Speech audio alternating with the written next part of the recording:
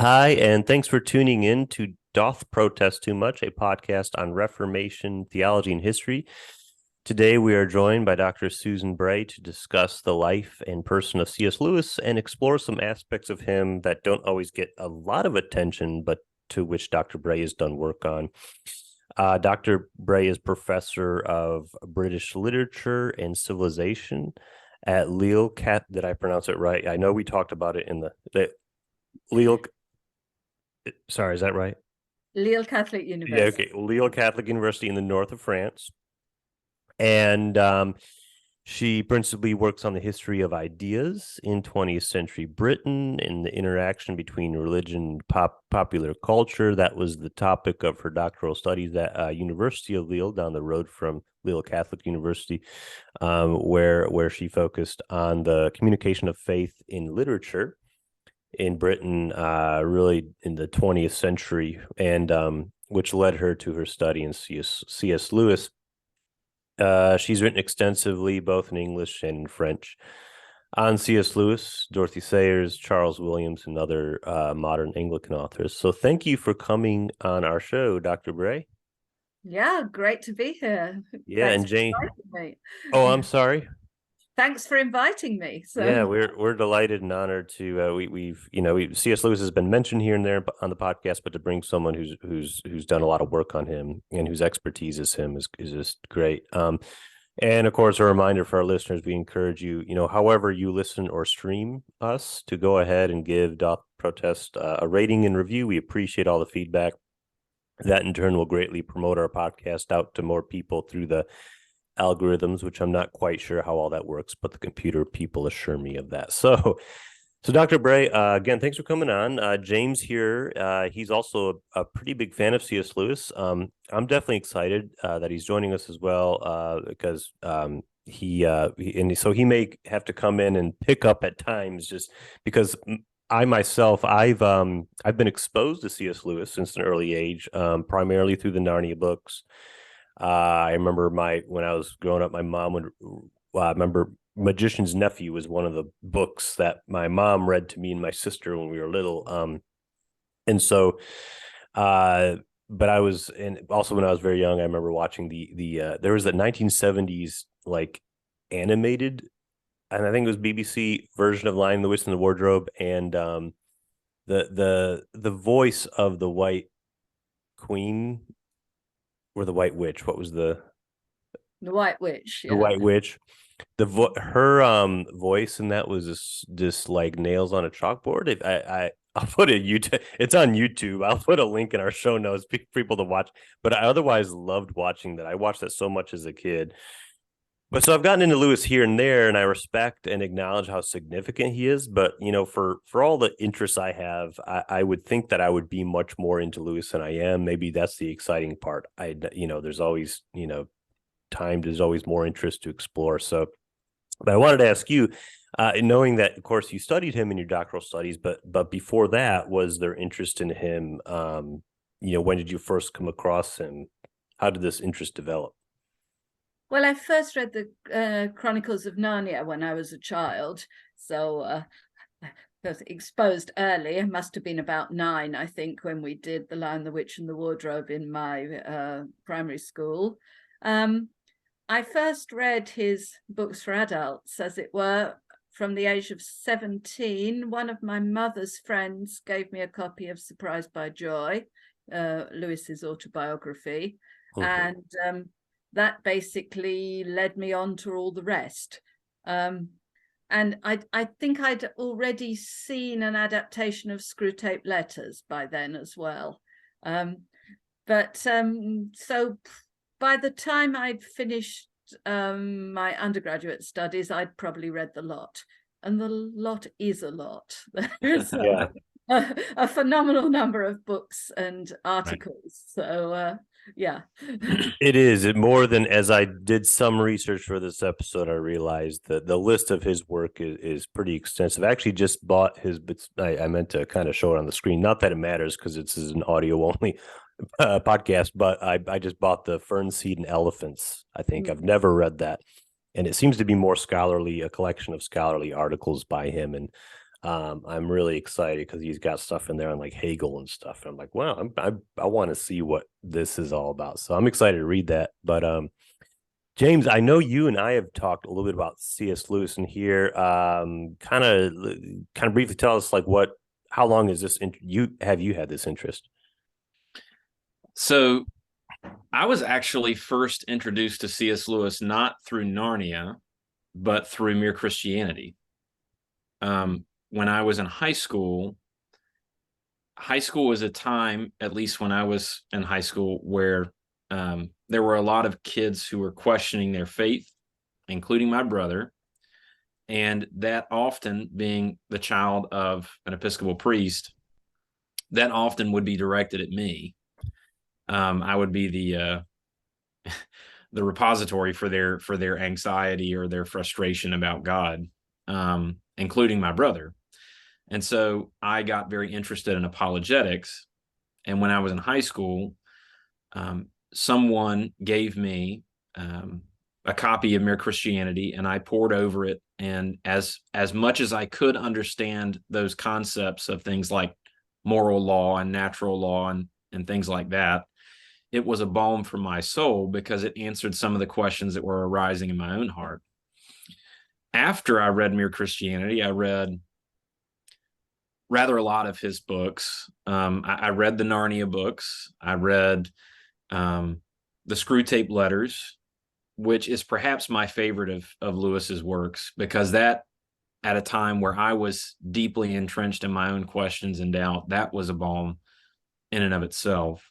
A Grief Observed, The Great Divorce, all of these are really important works that Lewis produced that have been incredibly helpful in the life of the church, not just the Anglican church, but the church in general. Frankly, I know more non-Anglicans who have read Lewis than Anglicans. Yeah, that seems to be the case, especially like in the States. Yeah. So I will fully admit I'm a bit ashamed. I've never read Mere Christianity. It's as much as I've gotten into apologetics in my life, I've never actually read, and that's supposed to be kind of the granddaddy of them all, right? At least in the modern, post supernaturalist outlook of life. I mean, obviously we can go back to Anselm and that Christian, even way back to Justin Martyr, but C.S. Lewis is really maybe it could be mistaken, but kind of the one who so many of apologists of today kind of go back to.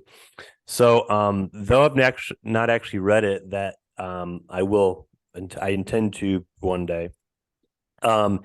This may be a good segue into a larger discussion of him in his life, because his life involved a deep conversion, right? And it wasn't an overnight one, but a gradual one that involved a lot of reflection, intellect, contemplation.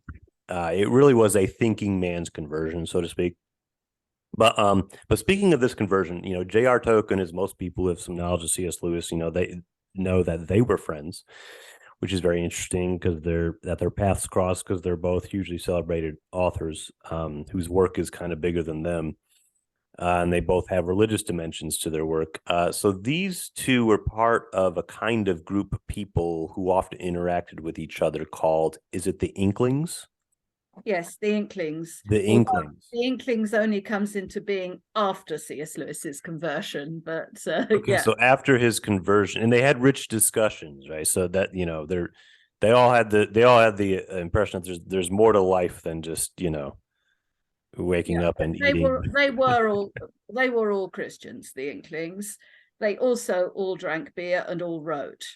Okay. So I think that sort of largely came to be the three main things they had in common. And pipe smoking. They didn't all smoke pipes, but fair enough. did. Yeah. Well, what were they? What was kind of the? Did they have a basic gist or purpose of what they did, or what? Tell us a little bit about them. Well, the Inklings used to bring their work in progress to their gatherings, and they would read extracts from what they were writing to the rest of the group, and the rest of the group would make suggestions how to improve it, tell them exactly what they thought about it. Apparently they were very frank and blunt on the subject. And I think that part of the reason that The Lord of the Rings ever got published, and part of the reason that a lot of Lewis's and Charles Williams later's books got published as well, is that they read them out and got some very, very good critics to tell them how to improve it as they were going along.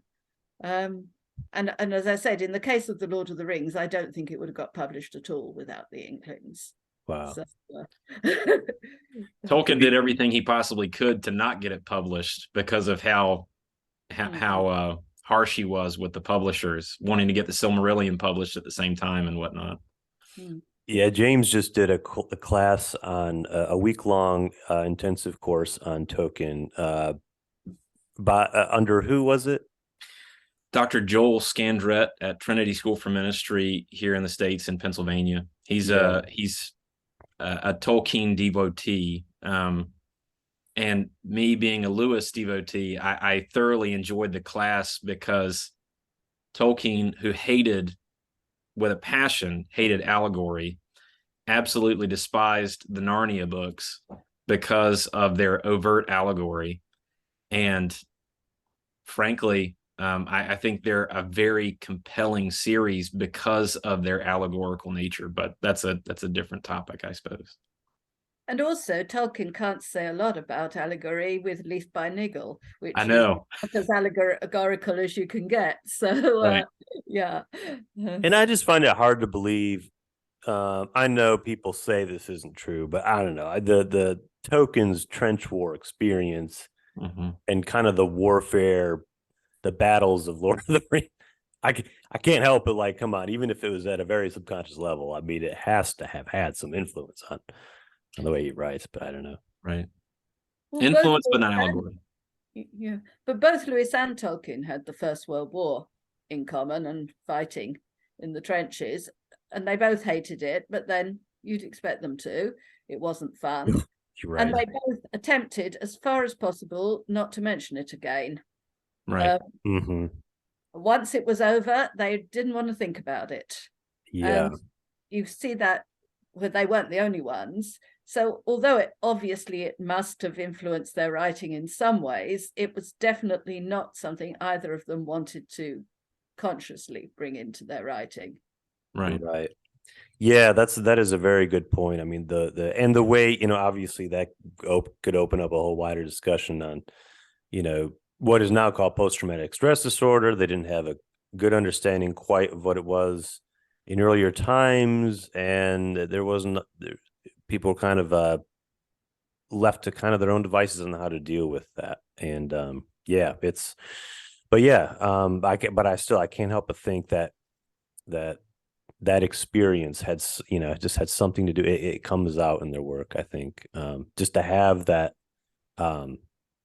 just to live with in the face of death. That's why, that's why Lewis was asked to write The Problem of Pain. Right. Because the publisher knew that he'd been through the First World War and been injured and all the rest of it, and so thought that he would have a certain credibility if he talked on that subject. So that's why he was invited. And that's one of those things that I find most impressive about Lewis, is that his writing was so topical for the day. He was doing theodicy before it was cool, in effect. And he addressed issues with his apologetic works like The Problem of Pain, but also Mere Christianity, that other people weren't willing to touch, because at the time society still, at least perhaps, had a biblical undergirding. People still had a kind of biblical worldview, even if it was slightly more secular, which is why I think Lewis's writings have started to have a resurgence, because all of his apologetic works are being reread now in light of a society that has sort of lost its biblical undergirding. And he's sort of helping to reinvigorate that even after death. And in fact, would you say that's an accurate statement, Dr. Bray, or would you disagree? I think I would say that Lewis did it so much better than anybody else. Yeah, that's true. He wrote better mainly, but his ideas aren't terrifically different from those of the other apologists of his own generation. If you read what Dorothy Sayers wrote, but even if you read what Archbishop William Temple wrote, you read, V. Demant, you read J.S. Whale, they're all saying much the same thing. The ideas are not different, but Lewis just writes better than he doesn't necessarily write better than Sayers, but he wrote more than Sayers. But Right. Those two both wrote so much better than the others did. Sorry, the cat is making funny noises here. That's all right. You're okay. Like I told her, listen to the pre-show conversation. We're real people in real places with real things, and my dog may bark if someone walks across the street or if they see someone walking. So at this point, I think we could get into some aspects of Lewis that are not as widely explored, but nevertheless, I think are very interesting to dive into. Dr. Bray, the first article I ever came across from you was an article called C.S. Lewis and Politics. I may have misremembered that, but it was for the Anglo-American Review. Yes, it was for 7. Yeah. Yes. That was a long time ago, but yeah. Well, I just had a couple, kind of basic questions. I'm going to put the show note to this article in the show notes for citation of it in our show notes for people to check out. You can read it on academia.edu. So I'm very interested in political science, political history. I've always kind of have been. I know that doesn't always come off for our listeners on our podcast. Maybe it's a surprise, and maybe that's a good thing. I don't talk about politics on here, but Lewis is a pretty significant voice in his day, and he was the mid-century equivalent, maybe you could say, of like an online influencer would be today. And he wrote many books that were bestsellers. He spoke on the radio for years, and so many people would tune in. He was a big deal in his own time, and more than most of the theologians we talk about on this podcast. And he was a popular author. So someone like him, who a lot of people look to, people in these positions have the benefit of everyone's ear. And they see, as we see today with influencers and celebrities, we see that these figures do or will weigh in on politics. And when that happens, a lot of people, whether it's for better or for worse, when that happens, a lot of people pay attention. You mentioned in the article, like during the 2000s, I guess we call it the aughts now, there was sort of an explosion of commentary journalism that tried to speak to contemporary events of that time. So like the war in Iraq, the war on terror, 9/11, with articles suggesting how C.S. Lewis would respond to these. Whenever people do this, it's perhaps anachronistic or, putting the thoughts and words into the minds and mouths of the deceased. But you noted in your article that people that took on this kind of new interest in Lewis, at least for the sake of, appealing to him in the current situation, that they didn't really appreciate Lewis's complex views that he had on politics, and Lewis was complex. I mean, everything I read on him, he's never flippant in his treatment of any topic, really. So what made his political views complex, I guess? Why is he hard to kind of fit into one political camp? Well, I think the main reason is he's from Northern Ireland. As a Northern Irishman who grew up with religion and politics completely mixed up, as the situation in Northern Ireland is, he felt it was very important not to mix them up. He'd had bad experiences of politics and religion being mixed up, and it had partly delayed him coming to a full understanding of the Christian faith. And so he was very, very careful not to tell people how to vote, very, very careful not to take sides in party political issues. On the other hand, on specific political questions, he did have an opinion. but he often tried to make sure that it didn't, for example, come across in his radio broadcasts. Mm-hmm. And I think that the fact that he was marked by his Northern Irish upbringing made his approach perhaps far more careful on politics than someone who'd been brought up in England would be. Far more careful not to offend anybody or to put them off the gospel. He didn't want people to be put off the gospel because of his political views. And I think that is a very important point. It is. And it's so like, it's still the ongoing struggle, because there is a certain tightrope, I think, in a sense, that not just ministers, but because C.S. Lewis wasn't an ordained minister, but just Christians have to walk, because it's like the politics and religion are not the same thing. Nevertheless, we Christians live in common life together, and so it ultimately we are to participate in that, right, and give voice to things. And so it's just a tightrope that, I mean, but you also see when you see it, like you said, the alienation of the way people can be alienated by such the mix or baptizing political ideology. It's I can see why C.S. Lewis would try to prevent that in anything, in how he came off. It's, and then there's also the other side. The criticism was like, if you don't speak to anything, then you're a quietist or something. And so it's just like you're never. It's like you're damned if you do, damned if you don't type thing. Yeah. But he also felt it was very important that Christians who did talk about politics knew what they were talking about. There's a famous statement of his that all that you learn from most political sermons is which newspapers are taken at the rectory. Right. And I think that was a point. He had bad experience of basically clergy spouting what they read in the press, but without necessarily understanding all the issues.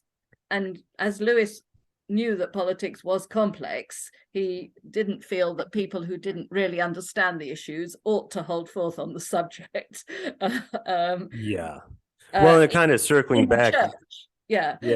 Circling back to me, he's from Northern Ireland, and it's like, just again, I've never been there. My impression, I watched the movies about the infighting with the Irish. It's just like there is so little distinction between faith and one's political interests. So yeah, I can see why that left a bad impression on Lewis, and perhaps shaped him in his future when he did speak out on political things. And it's so,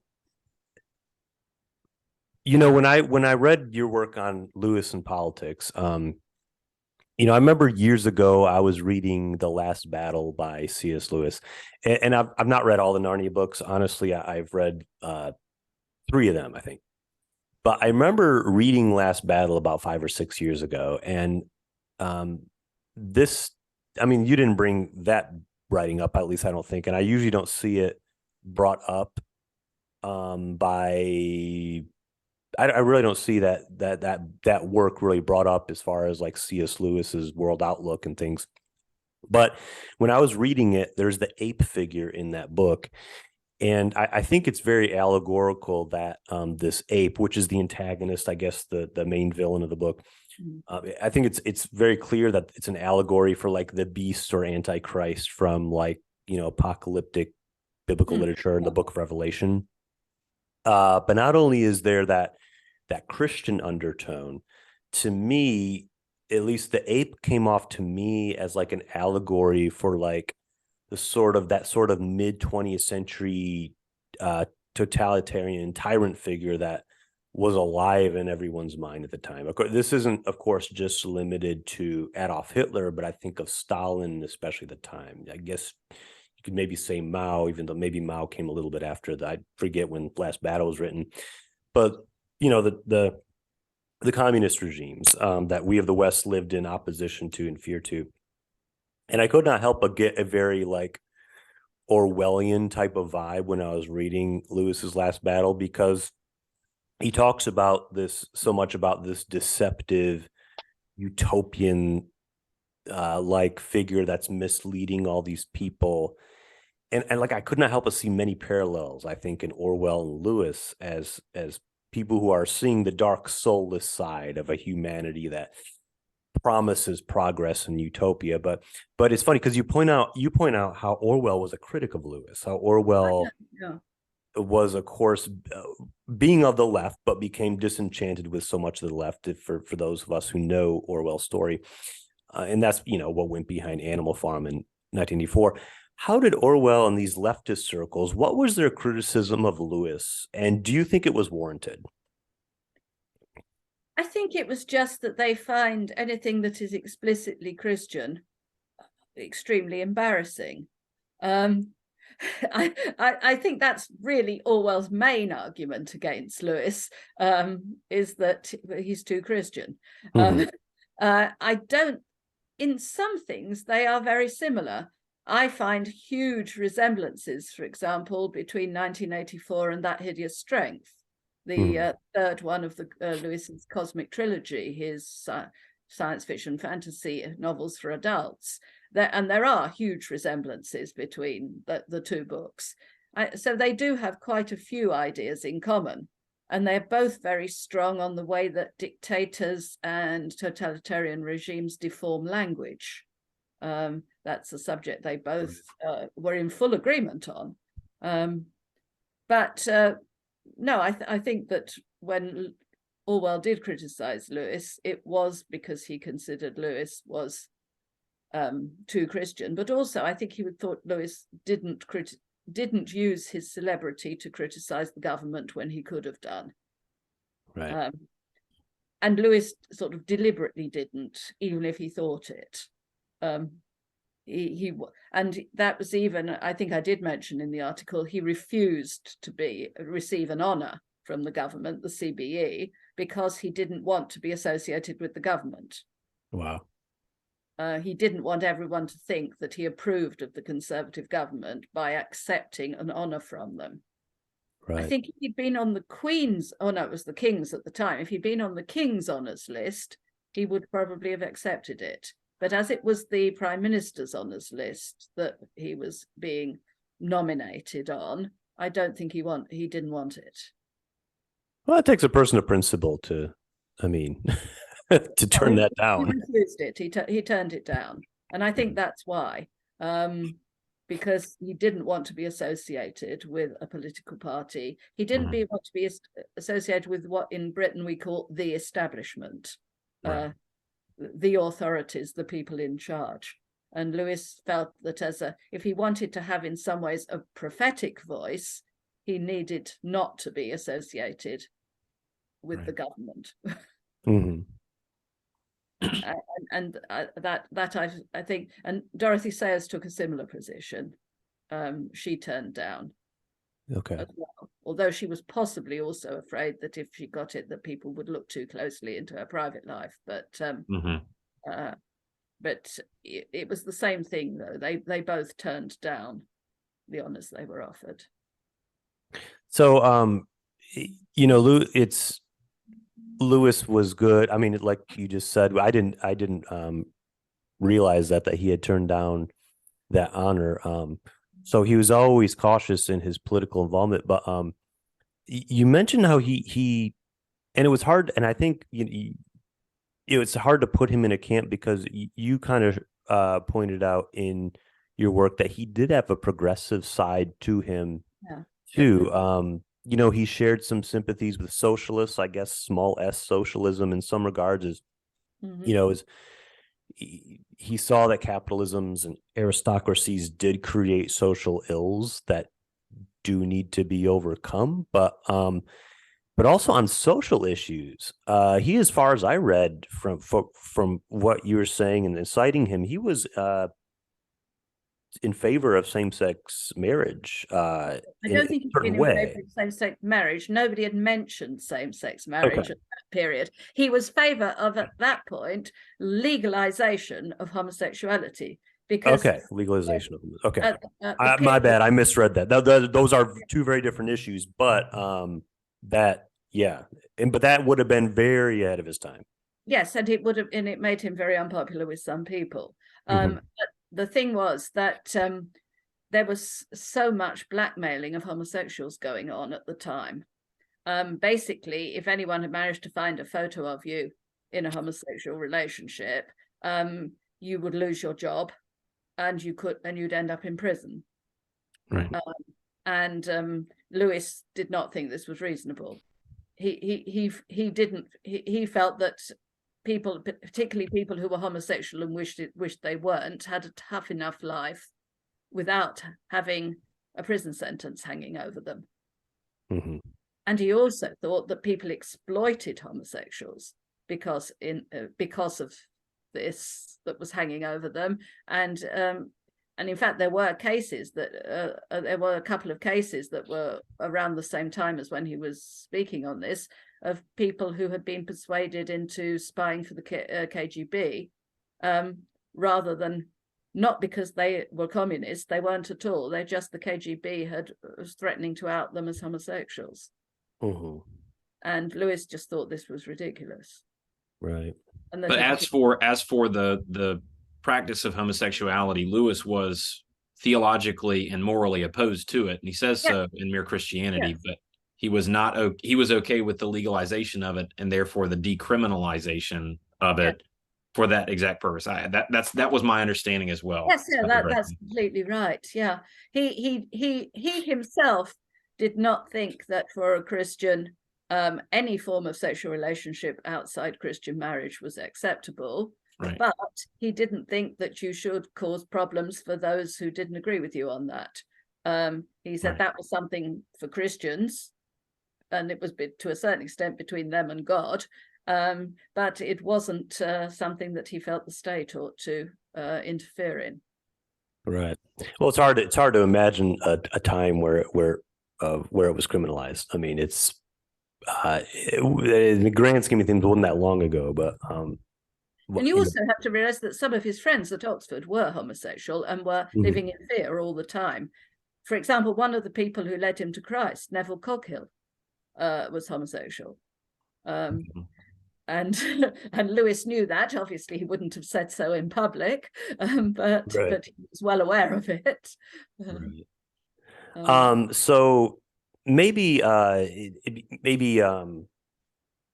interesting to go over maybe into his theological views, because so like some of what you wrote surprised me about his political views, especially the part where he of his openness to the legalization of homosexuality at the time. I figured him being a traditionalist, at least in our minds as a traditionalist, that's something he would have not weighed in on in that way he did. But the complaints or the criticisms that some of his contemporaries had of him as a reactionary or traditionalist, I can still see why he would rub off progressives of his day too, because he valued, I think, Western heritage, but especially Christian heritage. Like you mentioned, Orwell, that was probably Orwell's big, problem he had with Lewis. But I didn't. So I apologize now because I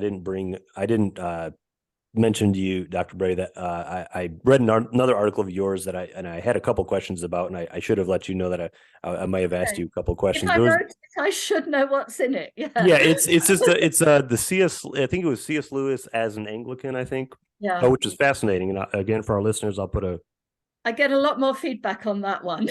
It had a lot of reads from what I could tell from academia, edu, and it's so if it's okay, I want to ask a couple questions on that. Oh, go ahead, no problem. So we're all Anglican here, and I didn't I apologize, I didn't bring that up. You are a lay minister in the Church of England. Yes, Diocese of Europe. So yeah, Diocese of Europe. Okay, and so that was an important part, I think, because I think there's some connection here with what we're talking about. But James, me, and you, we're all Anglican. I like to claim C.S. Lewis for our own because, like we said, it often gets forgotten in the States, especially in the States, where a lot of non-Anglicans read him. But there's always that debate of like, what is Anglicanism? And James and I, of course, for our listeners who listen to our podcast, we're of the mind that, Anglicanism, it's what is distinct to Anglicanism can indeed be found in the fruits of the English Reformation, which are the Book of Common Prayer, 39 Articles, Book of Homilies. But Lewis is an Anglican at a later time, of course, than the English Reformation, a time much closer to our own, where Anglicanism has taken on different meanings. And you see the development of high versus low church. You see the Anglo-Catholic versus evangelical, et cetera. But for Lewis, you note how he didn't really get into these camps so much, similar to the politics. And he on one end, he was flatly against certain Roman Catholic dogmas like transubstantiation, Marian devotion being imported into or perhaps imposed upon Anglicanism. But overall, he didn't really fit into, like, he wasn't like an evangelical because of that. But you mentioned, there's a quote you mentioned, it said, Lewis seemed less worried by the presence of excessive Anglo-Catholicism, but even more so by the spread of liberalism among the clergy, which he perceived as threatening the church's very existence. Okay, so we got it so far that he's a traditionalist in many ways. He isn't a typical conservative in his days on political and social issues, but here he decries liberalism in the church. What is this liberalism that he is concerned about?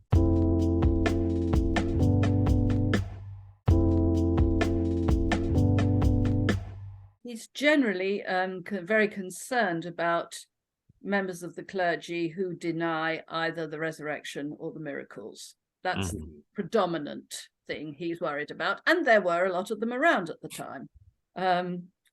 There still are. And a lot of people say that it's not a coincidence that Lewis died and John Robinson's Honest to God were published at the same time. But right. I was just thinking about John Robinson. So sort of Lewis dies, Honest to God, we go into a new era in the Church of England in any case. But no, Lewis felt that a lot of what for him were the basic doctrines of Christianity were being watered down to try and make the faith more acceptable, but he felt it had the opposite effect, that it doesn't make the faith more acceptable, it just makes the faith wishy-washy and of no interest as far as he was concerned. If you don't have, for Lewis, if you don't have a real incarnation, a real crucifixion and resurrection, then there's not much point. And that was what he felt very strongly about. He was okay to a certain extent about people being Catholic or evangelical or Pentecostal or whatever, if that suited them, as long as they didn't impose everything on him. But because at least they believed in God, they believed in Jesus, etc. So he had things in common with the evangelicals. He had things in common with the Anglo-Catholics. He had some things in common with middle-of-the-road people, but liberalism or rejection, if you didn't believe the Apostles' Creed, he didn't think you were Christian. Right. Well, and that's, I've my struggle with it too, with this the liberalism that tries to appease modern people and modern seekers by trying to make it more palatable. I feel like the turn is always just making it, well, it's all true in a sense because it's a metaphor for something deeper. Right. Like and I get that things like the resurrection, it's not just the resuscitation of a body. Obviously, it has much more meaning than that. It has much more meaning for us.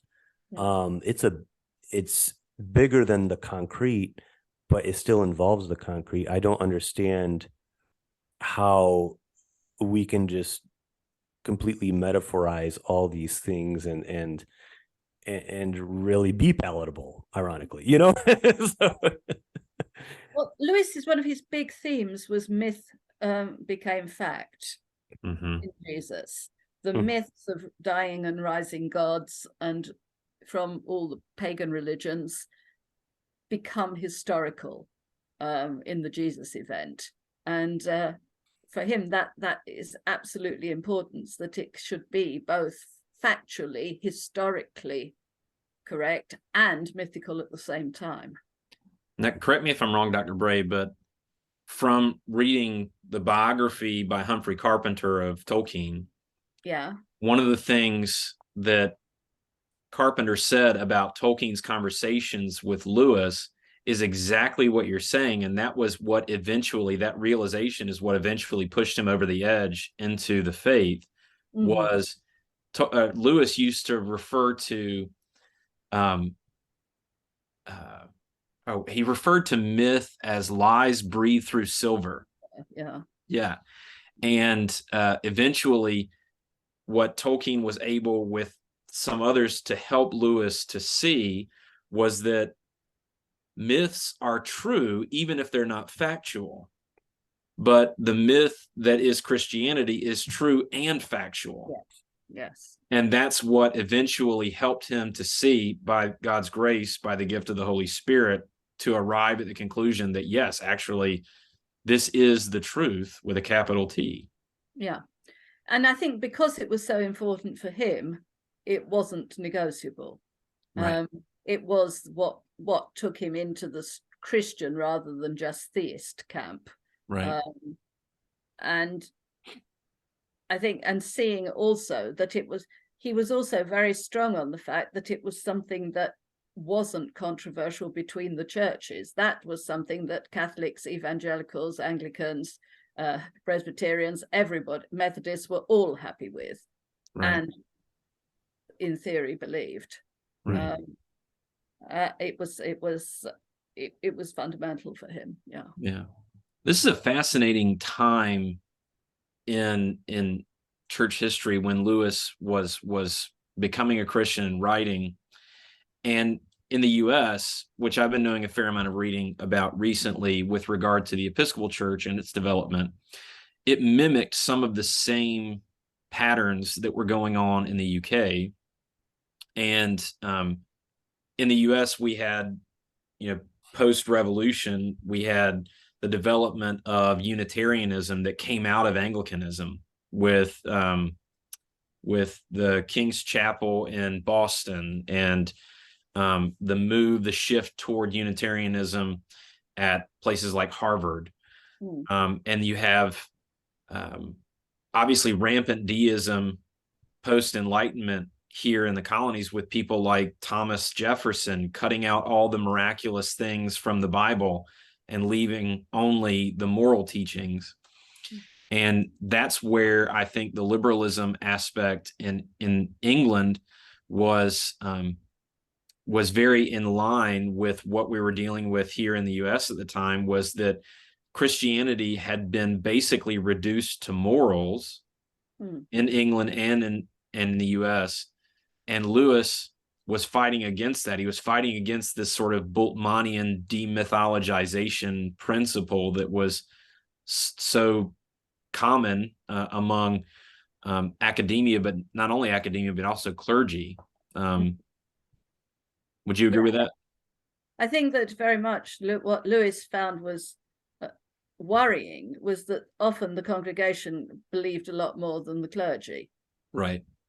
And he felt that the clergy had sort of missed it from that point of view, that the clergy should be examples in faith, right, not just in morals, but in faith to their congregations. Right. And he was finding, so many churches where the congregation believed more than the clergy did. Right. I think he felt this was a really big problem. Right. I have quite a good story on that one, because it was here in France. When we had, there was a Protestant church with a very liberal minister, and who was just denying various miracles. And one elderly lady stood up to him, and we were actually there. And she said to him, Minister, we're terribly sorry. You might not believe all those things, but we believe them. And what's more, we pay you to believe them. Right. So, and I think Lewis would have been that was completely Lewis's point of view. You know, Right. the church pays you to believe them almost, and it definitely pays you to teach them. Right. And I like how you brought up Bultmann, James, because I think though, and this is going to circle back to the point when we were talking about myth and actuality. For Bultmann, in many ways, rejected. I think a lot of what Lewis was pushing back against was the old liberalism of like the 19th century. And you saw that Jefferson's kind of an American and cheap incarnation of that, but you see that with like David Strauss and some of these 19th century Germans who were liberals who were already imposing an anti-supernaturalist read of the New Testament and not literally taking out parts of it, but deeming what is, historical and what's not. And it was always the miracles that were like, oh, that didn't really happen. And I think Bultmann in many ways pushed against the old liberalism because it became just morality. But Bultmann still inherited the same anti-supernaturalist outlook from liberty. He still maintained that in his own work. And with demythologization, it was, for him, it wasn't like moralistic. It was existential, finding the purpose for our lives through the Christ event. But circling back, it goes back to the Christ event really is, if it's not tied to something concrete and something that happened, as C.S. Lewis, I think, would contend, then there is no existential meaning to take from that. And that's Bultmann's issue, right? Right. I digress a little bit, but I do think, Bultmann, I think, we'll have to do an episode one day on it, maybe bring on David Congdon or something to talk about Bultmann. But yeah, he's a contemporary of Lewis in many ways, but has a very different remedy for something than the same thing that Lewis had issues with. But I think Lewis's remedy, for me, I think ultimately works in the end as a creedal Christian. So I digress. But before kind of in our last kind of closing up the conversation, let's kind of go around and share our favorite, if we can pick one, our favorite work by, almost said Bultmann, by C.S. Lewis, not Rudolph Bultmann. Our favorite work. Why don't we start with you, Dr. Bray? It's very hard to choose a favorite. Yeah. Do you want us to come back to you? Can I have two? You have two for sure. Okay. I'll go for the novel That Hideous Strength. I love it. I read it, reread it regularly. For me, it was very, very influential. It helped me to see, if you like, the way, the nature of evil in society and all the different manifestations of it and fighting it, how to fight against it. So I love that novel. It's not that I don't like the others in it, but it's the one that particularly spoke to me. And I also very much like the essay I'm going to go for is Theology poetry. Obviously the answer is no, but it's more complex than that. But the quotation at the end that is very much my stuck on office wall, etc., is that I believe in I believe in Jesus Christ. I believe in the resurrection, not because I can see it, but because through Christianity I can see everything else. It's like seeing the sun that rises. Right. When the sun rises, you can see everything else. You don't see the sun. Well, Christianity is what the sun, with an O, is what enables us to see everything else and make sense of it.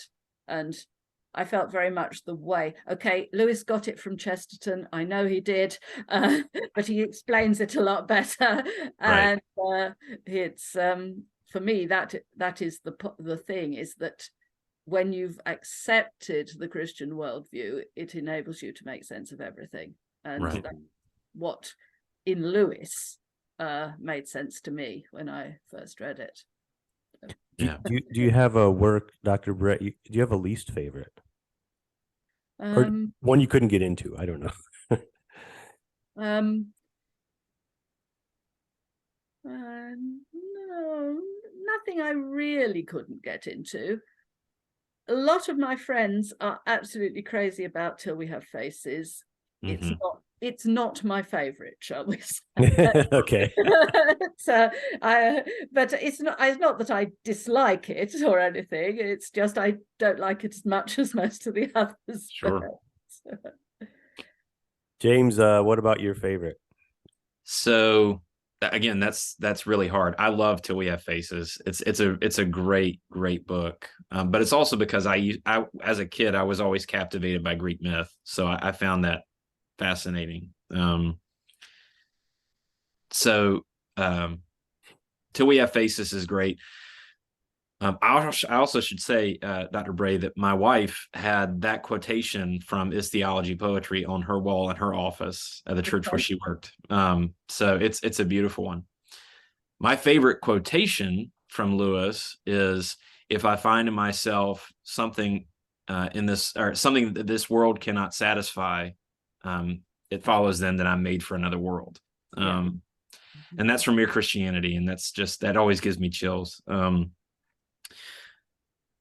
Because of nostalgia, I'd probably say Mere Christianity or the Screw Tape Letters. But it gives me the shakes to have to limit it to just one or two, as I'm sure it does with you, Dr. Bray. But yeah, Mere Christianity or the Screw Tape Letters. I love the Space Trilogy, and That Hideous Strength is glorious. And that's an aspect of Lewis that we didn't talk about, that he is a scholar of Arthurian legend. And that plays into significantly the writing of That Hideous Strength. I mean, for goodness sakes, Merlin is in the book, right? Yeah. But yeah, I think his apologetic works were the ones that really drew me in to reading Lewis, and then the fiction was just the icing on the cake, in effect. Yeah. Mm-hmm. I think I'll just say Until We Have Faces, one of the things is I'm not 100% convinced that Lewis managed to enter into the first person of a woman. That's a fair criticism. A woman. I'm not 100% sure that she's a fully convincing woman. It was very brave of Lewis to do it. Right. I think it was a great thing to try. But male authors who write in the first person as a woman, it's hard. Yeah. Yeah. That's a fair point. That's a fair point. Right. I'll make sure never to do that. Right. So, yeah. My favorite one, and again, unlike, both of you've read a lot more C.S. Lewis than I have, like I indicated in the beginning of the program, but my favorite is I would have to say is The Four Loves. I just found it such a profound read when I first read it, like 3 or 4 years ago. And for our listeners, of course, they may know, we didn't, during our theologians series, I think it was our third, where we went through our favorite theologian, James, me, and the other hosts. We did like our third one. That's when James brought up C.S. Lewis on his top 5, and I got into The Four Loves. And I apologize if I'm repeating myself, because I remember talking a little bit about The Four Loves and sharing a quote from it, that the section of that book is when he talks about friendship a lot, and the distinction between what friendship is like versus what a romantic relationship is like. And it's something that we usually don't give a lot of thought to, right? We never really think about our friend, and even makes that point. It's like, lovers are always, this is a quote from it, lovers are always talking to one another about their love. Friends hardly ever about their friendship. He says, like, friends find each other through, like, a variety of different reasons. And that when they find each other, friendship it's uninquisitive. He says, quote, "You can become a man's friend without knowing or caring whether he's married or single or how he earns his living. It's just a type of relationship that just a connection is just made. And I could relate so much to that when I think about the friends I have in my life. There is no a lot of it is over common interest. I think he does speak a little bit to that, how common interest will bring people together. And I think that's actually his main, he says, is kind of the main thrust behind friendship.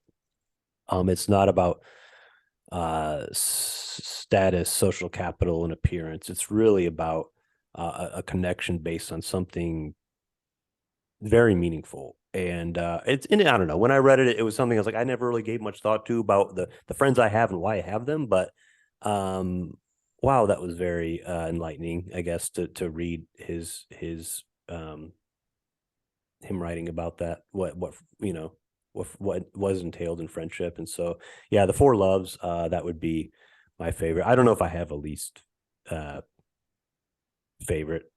Maybe, I don't know. Like, I haven't read enough of them to for Do that. you know Lewis's comment on your first friend and the second friend? I don't know. No. Refresh me.